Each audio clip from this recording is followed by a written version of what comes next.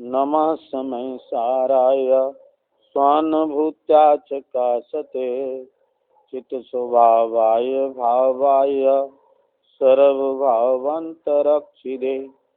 वन्दे तु सर्वसिद्धे ध्रुवम् अचलमणोभं गयं पते बोक्षामि समय पाहुडमिणम केवली भणितम् निज स्वरूप के परम रस जामे भरो अपार बंदों परमानंद में समय सारे अविकार कुंद कुंद मुनि चंद वर अमृत चंद मुनि आत्म रसी बनारसी बंदों पदे।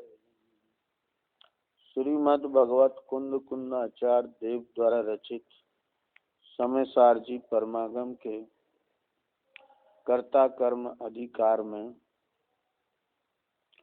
अभी 92 गाथा चली थी, जिसमें बताया गया था कि अज्ञानी अपने अज्ञान में राग देश भाव का करता है, क्योंकि वह पुद्गल के राग देश आदि से भिन्न अपने आत्मा को नहीं जानता है।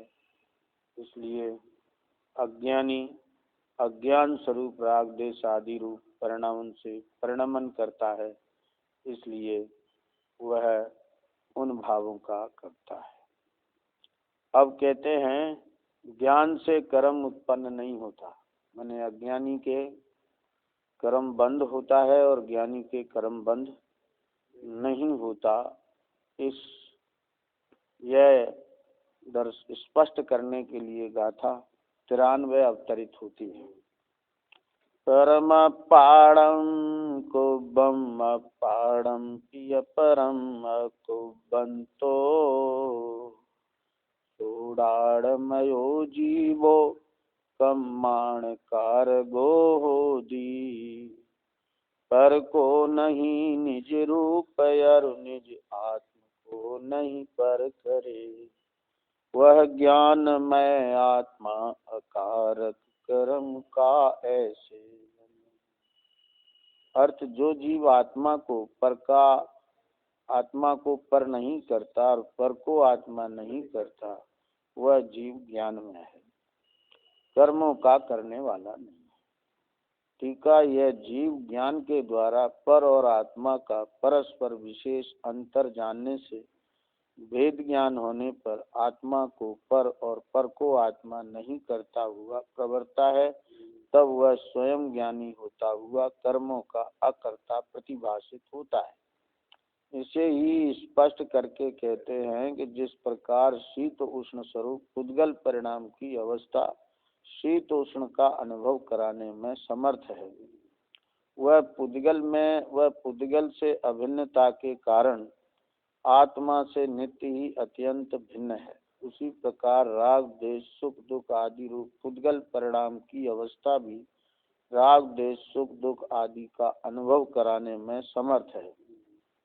ऐसी अवस्था के निमित्त से होने वाले उस प्रकार के अनुभव की आत्मा से अभिन्नता और पुद्गल से सदा ही अत्यंत भिन्नता का ज्ञान होने पर उनके परस्पर अंतर का भेद ज्ञान होने से नानापने के विवेक के कारण जिस प्रकार आत्मा स्वयं शीत उष्ण रूप परिणमन करने में असमर्थ है, उसी प्रकार राग देश सुख दुख आदि रूप भी स्वयं से परिणमन करने में आत्मा असमर्थ है।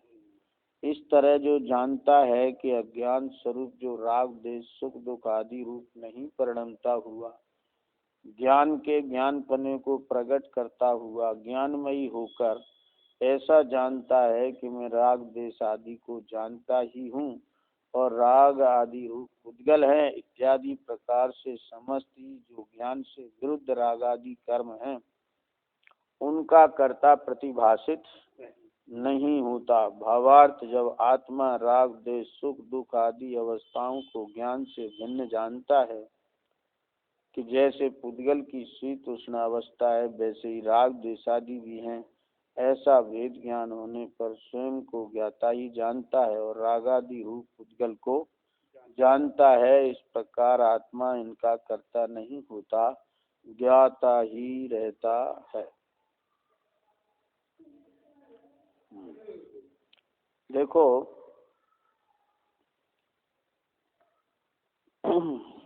92 गाथा में और 93 गाथा में अंतर इतना है कि उसमें अज्ञानी का निरूपण है और इसमें ज्ञानी का। अज्ञानी क्या करता है कि पर को आत्मा करता है और आत्मा को पर करता है।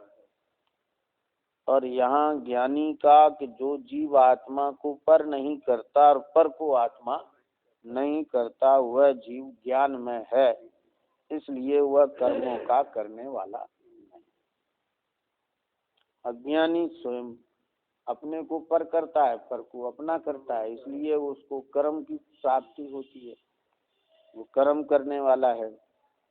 लेकिन ज्ञानी जीव जो है वो आत्मा को पर नहीं करता और पर को आत्मा नहीं करता। माने आत्मा के गुण धर्म प्रदेश परिणाम जो भी आत्मा का वैभव है, उस आत्मा के स्वरूप को, आत्मा के वैभव को, आत्मा के एक अंश को भी पर में नहीं मिलाता।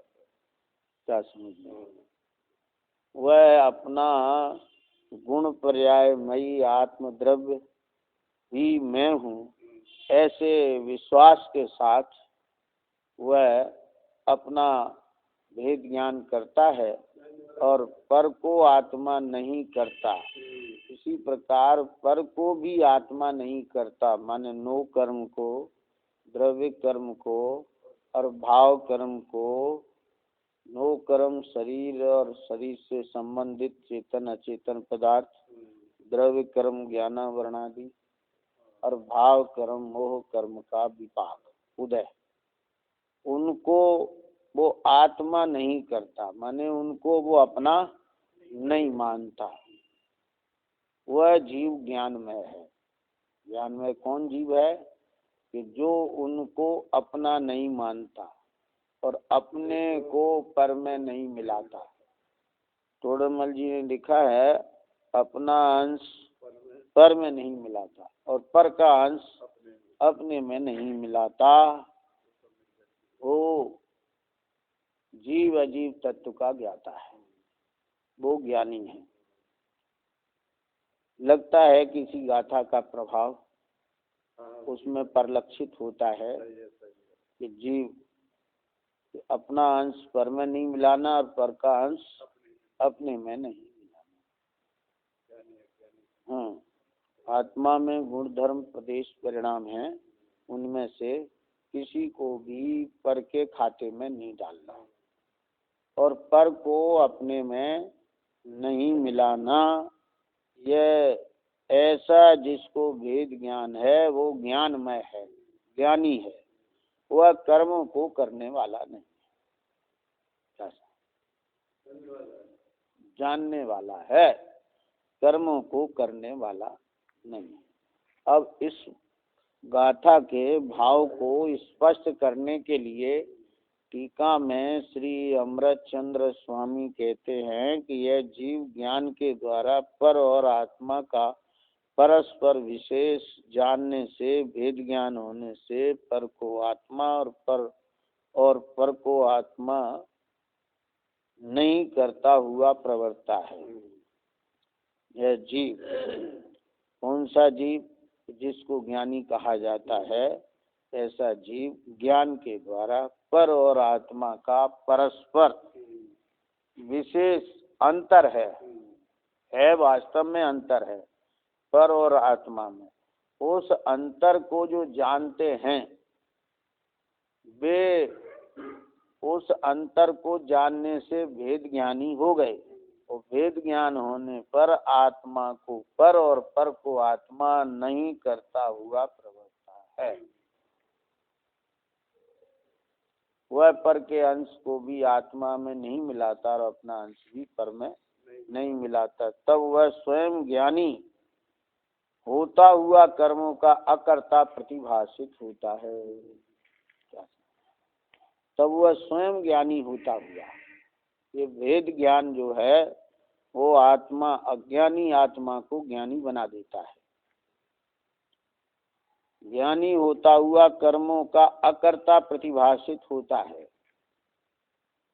कर्मों का अकर्ता तो सभी होते हैं, लेकिन अज्ञानी के कर्म का कर्तृत्व रहता है, लेकिन ज्ञानी को कर्मों का अकर्तापना भाषित हो जाता है। इसे ही स्पष्ट करके कहते हैं, जैसे शीत और उष्ण स्वरूप पुद्गल परिणाम की अवस्था शीत उष्ण का अनुभव कराने में समर्थ है, वह पुद्गल से अभिन्नता के कारण आत्मा से नित्य ही अत्यंत भिन्न है। उसी प्रकार राग देश सुख दुख आदि रूप पुद्गल परिणाम की अवस्था भी राग देश सुख दुख आदि का अनुभव कराने में समर्थ है। ऐसी अवस्था के निमित्त से होने वाले उस प्रकार के अनुभव को, अनुभव की आत्मा से अभिन्नता और पुद्गल से सदा ही अत्यंत भिन्नता का ज्ञान होने पर, उनके परस्पर अंतर का भेद ज्ञान होने से नाना पने के विवेक के कारण जिस प्रकार आत्मा स्वयं शीतोष्ण रूप परिणाम करने में असमर्थ है, उसी प्रकार राग देश सुख आदि रूप भी स्वयं से परिणमन करने में अर्थमर्थ है। देखो यहाँ शीत उष्ण को बताकर उस पौद्गलिक राग देश की भिन्नता समझाई, और यह दृष्टांत जो है 75 गाथा में भी आया था, और फिर उसके बाद 92 गाथा में आया, और फिर 93 गाथा में आया है। शीत उष्ण स्वरूप उद्गल परिणाम की अवस्था है। पहले तो ये समझ में आना चाहिए, और ये आ भी जाती है, जो अभ्यासी हैं उनको समझ में आ जाती है कि ये शीत उष्ण रूप अवस्था जो है वो पुद्गल द्रव्य की स्पर्श गुण की पर्याय है। इसकी पर्याय है, स्पर्श गुण की पर्याय है। तो ये पुद्गल परिणाम की अवस्था है। इसकी है पुद्गल की अवस्था है, इसमें जीव का कुछ भी नहीं। और जो इंद्री स्पर्शन इंद्री इसको विषय करती है, वो स्पर्शन इंद्री भी पुद्गल की है। अब शीत उष्ण का अनुभव कराने में समर्थ, शीत उष्ण का अनुभव कराने में वो शीत उष्ण जो है समर्थ निमित्त है। क्या है, समर्थ लिखा है ना। हाँ, जैसे सर्दी का मौसम है, तो सर्दी का मौसम है तो वो सर्दी तो पुद्गल परिणाम है। हाँ, और उस समय जो शीत का अनुभव हो रहा है, वो उस अनुभव में वह शीत अवस्था, सर्दी की अवस्था समर्थ निमित्त है। तो वो शीत का अनुभव कराने में समर्थ है, परंतु वह पुद्गल से अभिन्नता है, उसकी जीव से उसकी भिन्नता है। समझ में आ रही बंटू? जैसे गर्मी का मौसम होता है तो गर्म लू चलती है, तो गर्म लू चलती है तो वो गर्म लू जो है वो पुद्गल का परिणाम है, और वो आत्मा उस पुद्गल के परिणाम से अत्यंत भिन्न है। लेकिन वह गर्म लू जो पुद्गल का परिणाम है, वो आत्मा को उष्णता का अनुभव कराने में समर्थ है। हाँ, उसे उष्णता का अनुभव होता है। वह उष्णता का जो अनुभव है वो उस उष्ण रूप पुद्गल परिणाम से अत्यंत भिन्न है। क्या समझ? और नित्य ही भिन्न है, अत्यंत भिन्न है, और वो नित्य ही माने सदा ही भिन्न है। और जो वो शीत उष्ण अवस्था पुद्गल से अभिन्न है, पुद्गल से अभिन्न है, और वो शीत उष्ण अवस्था आत्मा से अत्यंत भिन्न है। समझ गए ना? एक शीत उष्णता और एक अनुभव, दो चीजें हो गई ना। तो जो अनुभव है वो तो आत्मा है, आत्मा का परिणाम। और जो शीत उष्ण है वो है पुद्गल का परिणाम। शीत लहर चल रही है तो वो शीत लहर जो है वो पुद्गल का परिणाम, और ये अनुभव हुआ कि शीत लहर है, ये अनुभव है आत्मा का परिणाम। तो इन दोनों में अत्यंत भिन्नता है। और कैसी भिन्नता है कि नित्य सदा ही भिन्न है, माने वो कभी भी जो है शीत लहर आत्मा रूप नहीं परिणमती, और आत्मा शीत लहर रूप नहीं परिणमती। और अनुभव आत्मा को होता है, वो शीत को अनुभव नहीं होता है। हाँ, उसको अनुभव नहीं होता है, चाहे ठंडी हो चाहे गर्म, उसको अनुभव नहीं होता है, और आत्मा को अनुभव होता है। तो अनुभव है वो आत्मा है, और जो शीतोष्णपना है वो पुद्गल है। इन दोनों में अत्यंत भिन्नता है। उसी प्रकार राग देश सुख दुख, क्या समझ, उसी प्रकार राग देश सुख दुख, ये समझाना है खास बात। तो ये क्या समझ, शीतोष्ण को समझा कर अब क्या समझाना चाहते हैं कि राग देश सुख दुख आदि रूप पुद्गल परिणाम की अवस्था भी राग देश सुख दुख आदि का अनुभव कराने में समर्थ है। ऐसी अवस्था के निमित्त से होने वाले उस प्रकार के अनुभव की आत्मा से अभिन्नता है, और पुद्गल से सदा ही अत्यंत भिन्नता का ज्ञान होने पर भेद ज्ञान होता है। तो बात ये समझने की है कि राग देश सुख दुख आदि रूप पुद्गल परिणाम की अवस्था है।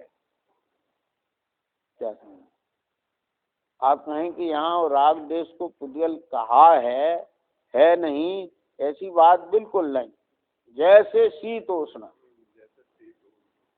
जैसे शीतोष्ण पुद्गल का परिणाम है, ऐसे ही राग देश सुख दुख पुद्गल का परिणाम।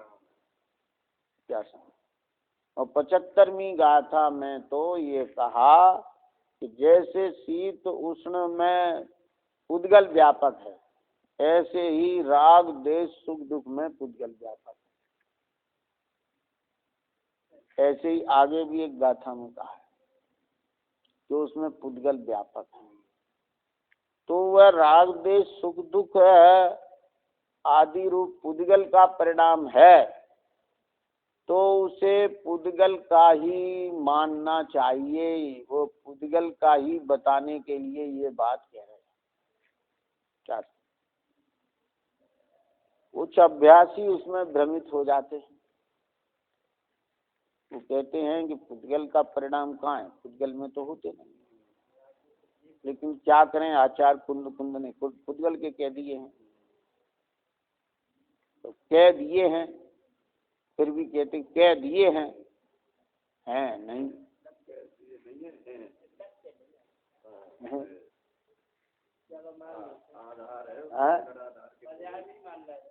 हाँ, तो तुम अगर जीव की पर्याय में मानोगे तो यहाँ लिखा है अत्यंत भिन्न है। पुद्गल से उसकी अभिन्नता है और जीव से अत्यंत भिन्न है, तो वो जीव की पर्याय कैसे हो गई है? कैसे हो गई? व्यवहार ने से तो कहा नहीं है, व्यवहार से कहा हो तो हम सब मान लेंगे, लेकिन निश्चय ने का कथन है और उसमें पुद्गल व्यापक है, तो जीव की पर्याय में पुद्गल तो व्यापक हो नहीं सकता। क्या समझ, और कहते जैसे शीतोष्ण पुद्गल परिणाम है, उसी प्रकार राग देश सुख आदि रूप पुद्गल परिणाम की अवस्था। हमने तो कई गाथाओं में ये बात स्पष्ट की है, जो 39 से 44 तक की गाथाएं हैं, उनमें भी अज्ञानी अनेक प्रकार से जीव की कल्पना करता है। हाँ, तो कर्म का विपाक, पुण्य पाप का विपाक, साता साता का अनुभाग, उसको जीव मानता है। तो कहते हैं कि वे जीव नहीं है। क्या समझना है? ऐसे ही जब 70 गाथा का चला था तब भी बताया था कि जो राग देश है वो मोह कर्म का विपाक है, और जो सुख दुख है वो साता साता कर्म का विपाक है, उसका उदय है। दोनों पुद्गल है, और वह राग देश सुख दुख आदि का अनुभव कराने में समर्थ। माने जिस काल राग देश मोह कर्म का उदय होता है, उस समय जीव के अनुभव में राग देश बढ़ता है। क्या ख्याल? जैसे जब शीत लहर चलती है तो शीत का अनुभव सभी को होता है। ऐसे ही जब राग देश रूप कर्म का उदय होता है तो राग देश रूप अनुभव होता है। ऐसे ही जब साता साता का उदय होता है तो साता का उदय होने पर सुख का अनुभव होता है, असाता का उदय होने पर दुख का अनुभव होता है। तो ये अनुभव कराने में समर्थ नहीं होते। ऐसी अवस्था के निमित्त से होने वाले उस प्रकार की के अनुभव की आत्मा से अभिन्नता है। हाँ, अनुभव, वो जो अनुभव हुआ राग देश सुख दुख रूप जो अनुभव हुआ, उसकी आत्मा से अभिन्नता है। क्या समझ? और राग देश सुख दुख की पुद्गल से अभिन्नता है, एक में एक पना है। हाँ, और पुद्गल से सदा ही अत्यंत भिन्नता का ज्ञान होने पर, अब ज्ञानी अज्ञानी को तो भेद ज्ञान नहीं होता है, लेकिन ज्ञानी होता है, वो जानता है ये तो पुद्गल का परिणाम है, मैं इससे अत्यंत भिन्न हूँ। ऐसा ज्ञान होने पर उनके परस्पर अंतर का भेद ज्ञान होने से नानापने के विवेक के कारण जिस प्रकार आत्मा स्वयं शीतोष्ण रूप परिणमन करने में असमर्थ है, उसी प्रकार राग देश सुख दुख आदि रूप भी स्वयं से परिणमन करने में असमर्थ है। बाकी थोड़ा बड़ा है।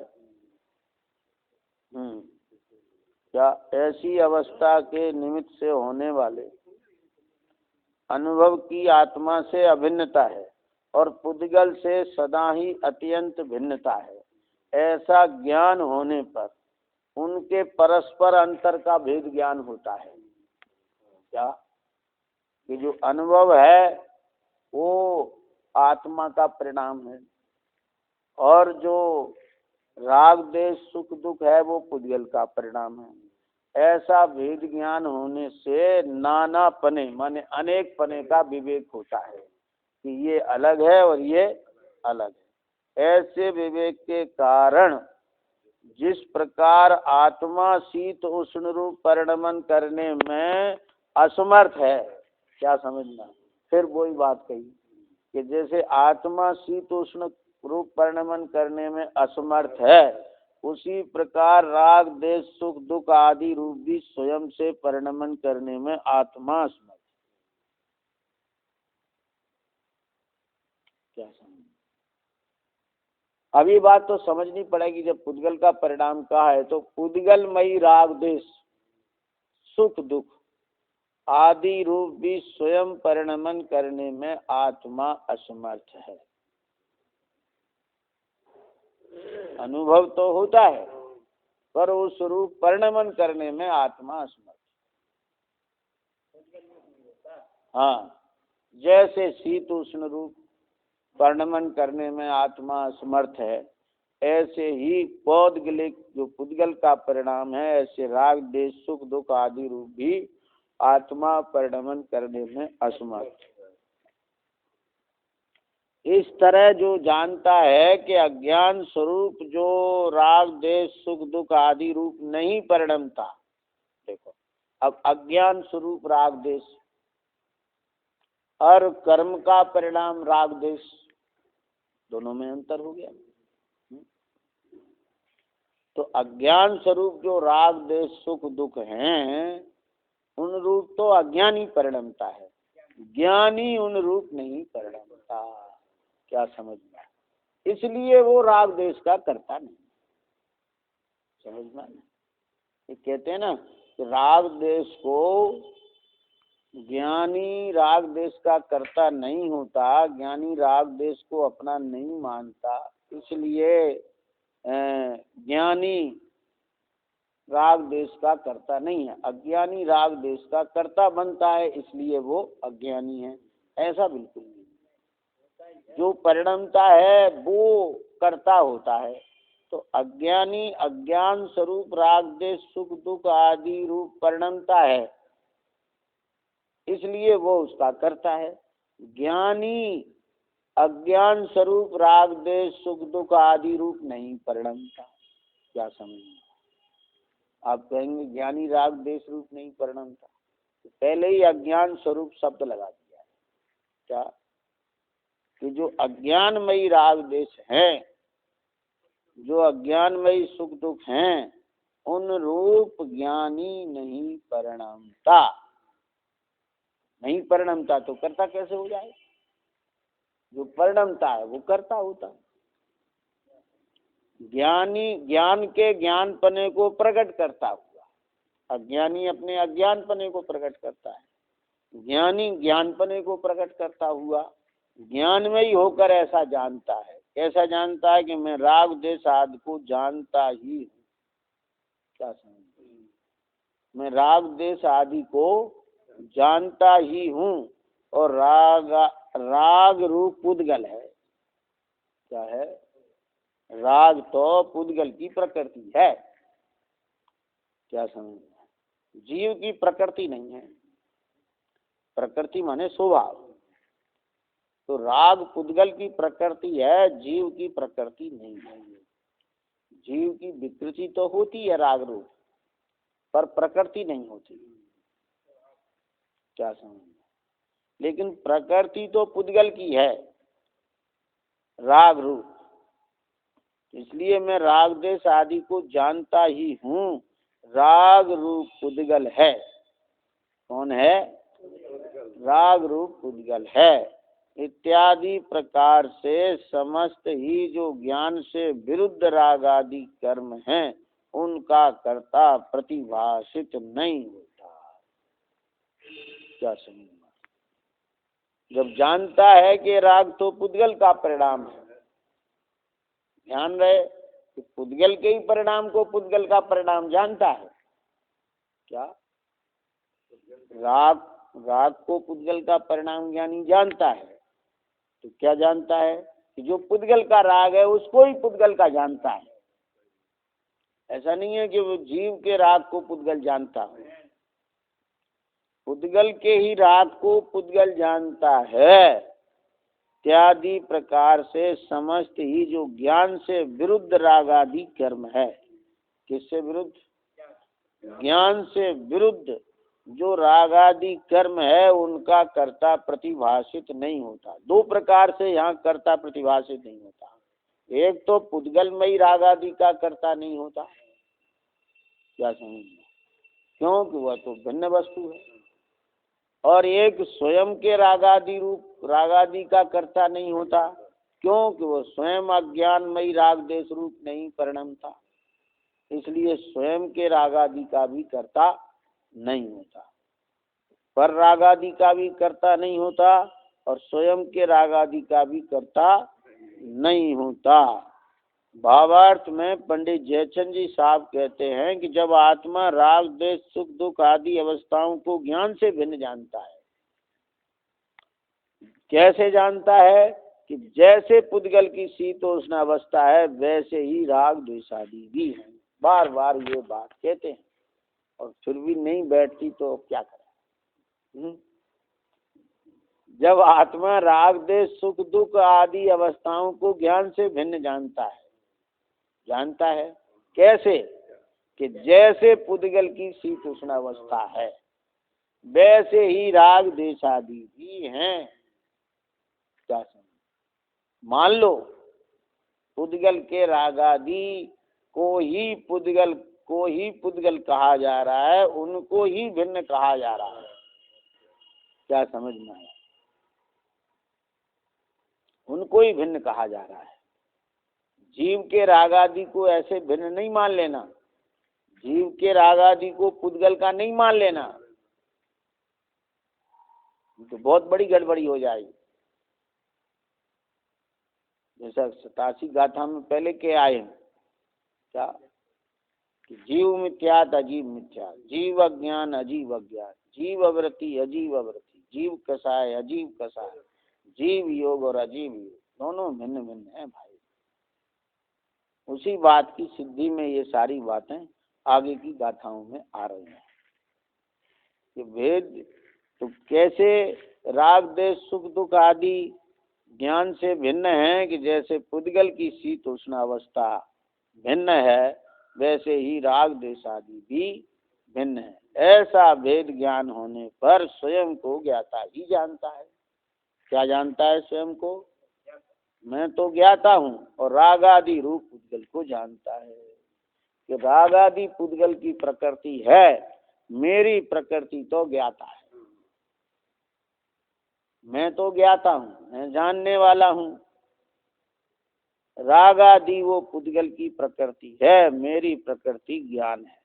इस प्रकार आत्मा इनका कर्ता नहीं होता, ज्ञाता ही रहता है। क्या पर राग आदि का कर्ता नहीं होता तो स्वराग आदि का भी कर्ता नहीं होता। क्या समझ में? और पर का कर्ता होता है तो स्वराग आदि का भी कर्ता हो जाता है।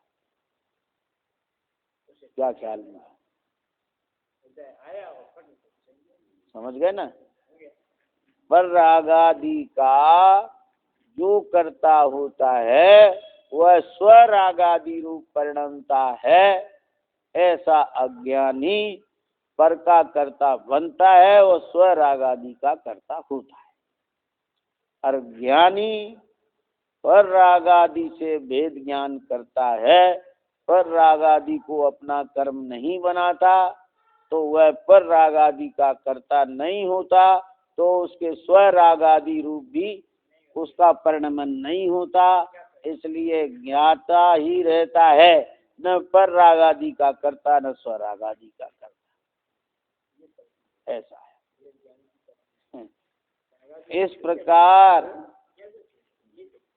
इस प्रकार ज्ञानी आत्मा ज्ञाता ही रहता है। क्या रहता है? ज्ञाता ही रहता है। मैं तो बस जानता हूँ, मेरा काम जानने का है। ये पुण्य पाप कर्म का उदय मेरे में नहीं है, मोह का उदय मेरे में नहीं है, राग द्वेष का उदय मेरे में नहीं है। मैं तो ज्ञायक हूँ, ज्ञान स्वभावी हूँ। ऐसी अनुभूति के बल से वो पर राग आदि का कर्ता नहीं होता तो स्वराग आदि रूप नहीं परिणमता, इसलिए स्वराग आदि का भी कर्ता नहीं होता। बस मेरा काम केवल जानने का है। सर्वज्ञ भगवान ने मेरे में न पाप का उदय देखा, न पुण्य का, न मोह का। निरंतर मेरे में तो ज्ञान का उदय देखा है और मैं तो जानने वाला ही रहा, जानने वाला ही हूँ और जानने वाला ही रहूंगा। ऐसा ज्ञान मेरी प्रकृति है, ज्ञान मेरा स्वभाव है। ऐसी अनुभूति के साथ ज्ञानी ज्ञाता होकर रहता है। क्या समझ? वह कर्म का कर्ता नहीं होता, ज्ञाता ही रहता है। इस प्रकार यह गाथा 93 की व्याख्या यहाँ विराम देती है।